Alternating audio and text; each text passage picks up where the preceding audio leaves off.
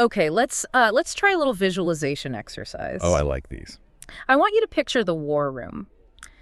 When you think about those really high-level military decisions, I mean, specifically the decision to strike a target, to end a life, what pops into your head? I know exactly what pops to everyone's head. Yeah. It's always the movies. Right. It's dimly lit. There are these giant maps on the wall, glowing red dots. You've got some general with a cigar, pacing back and forth, agonizing. The weight of the world on his shoulders. Exactly. The president's staring out a rainy window. It's all very dramatic. It's personal. And it is almost entirely wrong. And that's really what we're unpacking today. We're looking at a specific moment in time when that image, that agonizing personal decision, it just sort of evaporated. It was replaced by something else. Something that honestly is infinitely more terrifying to me because of how boring it sounds. It was replaced by a workflow. Workflow. I hear that word and I think about like Trello boards or an expense report. Yeah. Tracking a package from Amazon. I do not think about lethal force. But that is exactly the mental shift we have to make. If you want to understand modern targeted killing, you have to stop looking at it as warfare. Okay. And start looking at it as systems engineering.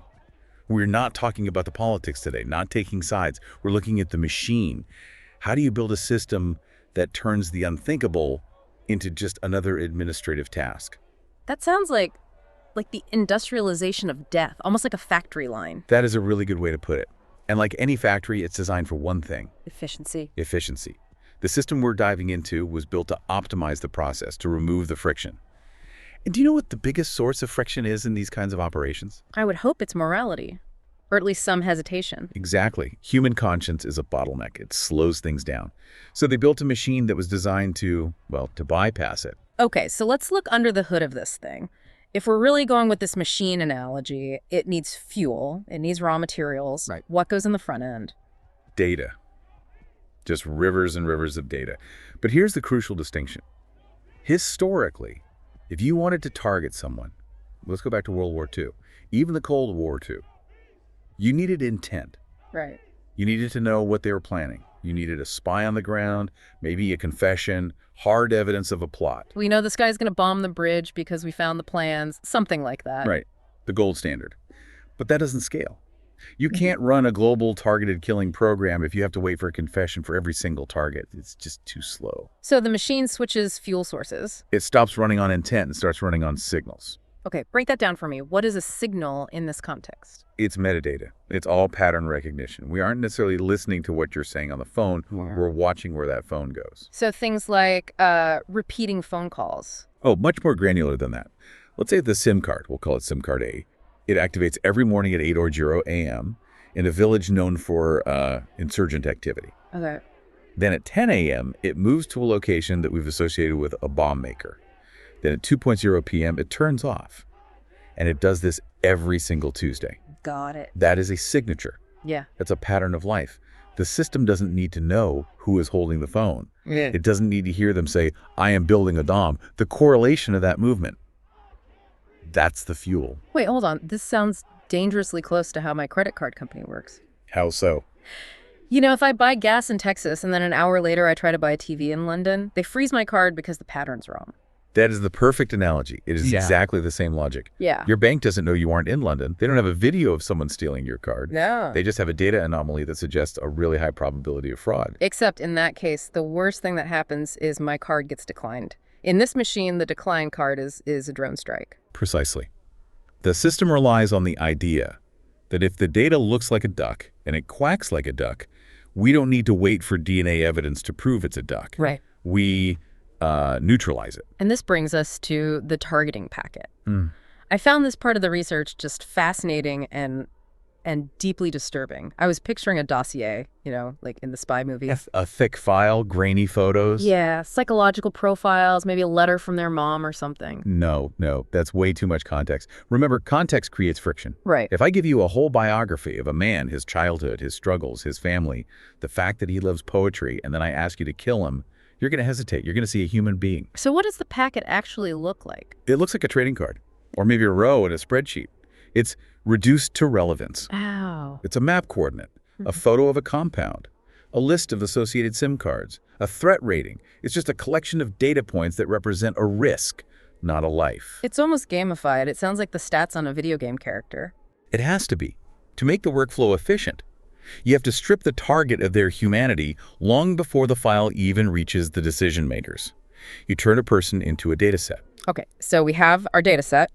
The machine has identified a pattern. Now we get to the part that really hurts my brain, the justification. If we don't have the confession and we don't have hard evidence in the old school sense, how do the lawyers, because I know there are always lawyers, how did they sign off on this? This is the philosophical pivot point.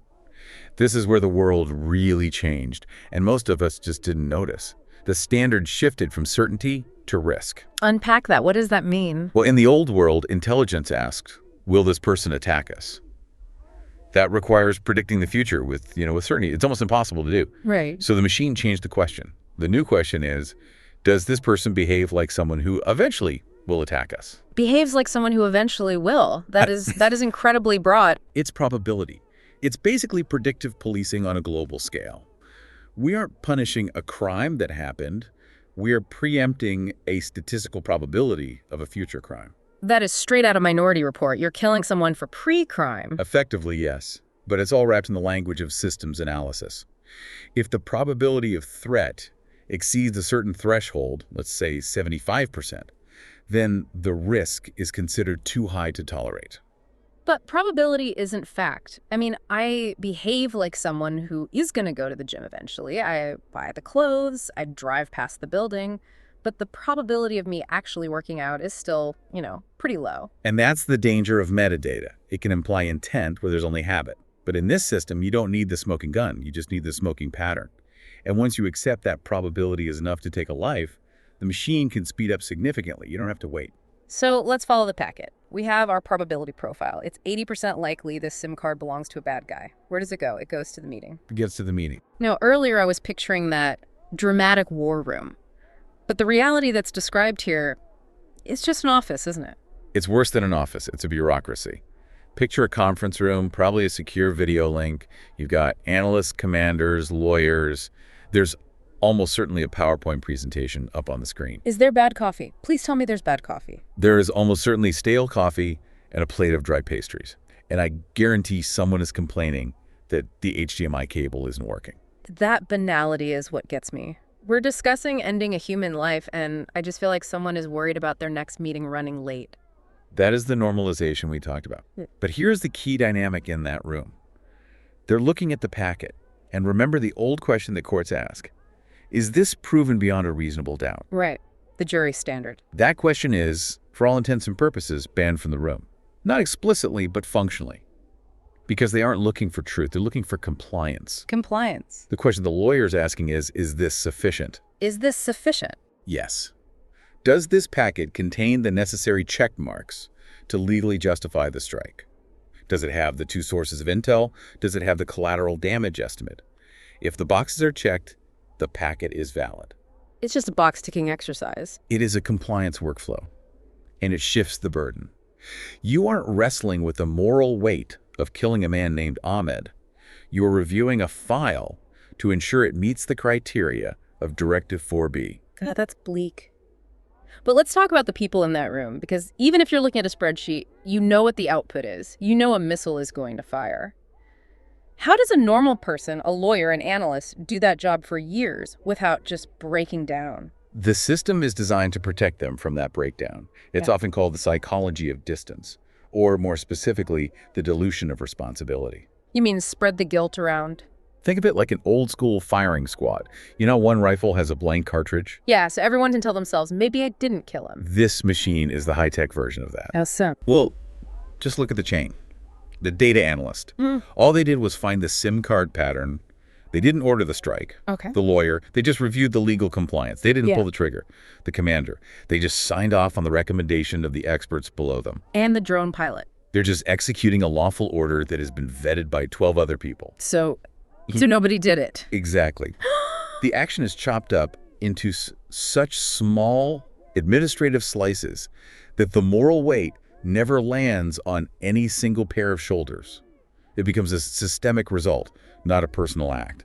And there's another layer to this too, right? The language. I was reading through some of the glossary of terms used, and it's like corporate speak from hell. It's sanitization. Language creates reality. If you say, we're going to kill that father of three, your brain screams, stop. So you don't say that. You say target. Or high-value individual. You turn the person into an objective. And you don't say death. You say neutralization. Right. You neutralize an asset. Yeah. Neutralize a threat.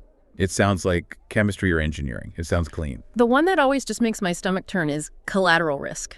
Not dead civilians, not burned children. Collateral risk. It turns a tragedy into a variable in an equation. If the collateral damage estimate, the CDE, is below a certain number, the strike is approved. It's just math. And math doesn't make you feel guilty. So the machine is running. It's fueled by metadata, processed by probability, insulated by bureaucracy, sanitized by language. But here's the thing about machines. They glitch. They always do. And when my toaster glitches, I get burnt toast. When this machine glitches, what happens? They get the wrong phones problem. We talked about SIM cards being the tracker. Yeah. Well, what happens if I borrow your phone to call my mom? The machine thinks I'm you. And if you are a target, and I am holding your phone, the machine sees the target. It doesn't see me. And there are documented cases where targets gave their phones to family members or sold the phone at a market. The missile follows the phone. It just seems like that kind of error killing the wrong person, that should grind the entire machine to a halt. Right. Like if a car factory starts putting wheels on the roof, you stop the line. You fire the manager. You fix it. In a normal system, yes. That's called a negative feedback loop. The error is detected, and the system corrects itself. But this machine has a pretty unique design flaw. The kids. It lacks a feedback loop. Why? Well, think about it. If a strike kills a family in a remote village in Yemen who reports the error, the victims are dead, the local government might not even know what happened. There's no customer service complaint line for a Hellfire missile. So the system just assumes it was right. Unless there's a massive public outcry or a journalist on the ground uncovers what happened, the system marks its strike as success. Target neutralized. That is terrifying. It's a closed loop. It's grading its own homework. And because it's grading its own homework and getting A+ every single time, the machine just accelerates. It assumes it works perfectly. And this brings us to the final stage, normalization. This is where I want to land because this feels like the part that really affects us, the listeners, the society. Yes. When this all started, think back to the early 2000s. It was extraordinary. The list was a huge deal. The president looked at every single name. It was an emergency measure for an emergency time. But you can't run on that level of adrenaline forever. No. Bureaucracies, they naturally seek stability, they seek routine. And so over time, the meeting got shorter, the approvals got faster, the list stopped being a subject of debate and just became the schedule. It became just another Tuesday meeting. Exactly. And once killing fits neatly into a PowerPoint presentation, once it fits into the weekly schedule between staff updates and budget review, it no longer needs to be justified. It only needs to be maintained. It's the banality of it all that scares me. We worry about evil geniuses and mad dictators. We don't worry about efficient middle managers. But the middle managers are the ones keeping this running. The scary thing isn't the violence. Violence is as old as humanity. The scary thing is the efficiency. We built a system that allows us to project lethal power across the entire globe without ever having to feel the emotional cost of it. So let's zoom out. What happens when this technology, or maybe just this logic, comes home? Because technology never stays in the war zone, does it? It always drifts back. That is the question we should all be asking ourselves. We've already seen predictive policing in major cities. We've seen algorithms deciding who gets bail and who stays in jail based on risk profiles. It's the same logic. Behaves like someone who will commit a crime. Exactly. If we accept the premise that the state can strip a person of their context, reduce them to a data set, and then take action against them based on a probability of future risk, why would that stop at the border? Machines optimize outcomes. They don't question morality. Correct. If you tell the machine, reduce crime, it will optimize for that. If the most efficient way to reduce crime is to lock up everyone who fits a certain data pattern, the machine will suggest that. It doesn't care about civil rights. It only cares about metrics. And if the machine works, if crime goes down or terrorism goes down, the debate just stops. Efficacy is the ultimate silencer. This system didn't survive for 20 years because it was some secret conspiracy. It survived because, by its own cold, hard metrics, It worked. It delivered results. That is a heavy thought to leave this on. We started this talking about workflows and data packets, and we've ended up staring into a mirror about what we're willing to trade for safety. It's a trade we made sort of implicitly. We traded the messy, agonizing human business of war for a clean, efficient, sterilized process. We got the efficiency, but we lost the check on power that comes from human hesitation. And maybe, just maybe, we should be a little more worried when the unthinkable becomes a workflow. When neutralization is just another administrative task, we have a problem. Thank you for listening to this deep dive. I'm going to go look at my phone's location history now and get really paranoid. You probably should. We'll see you next time.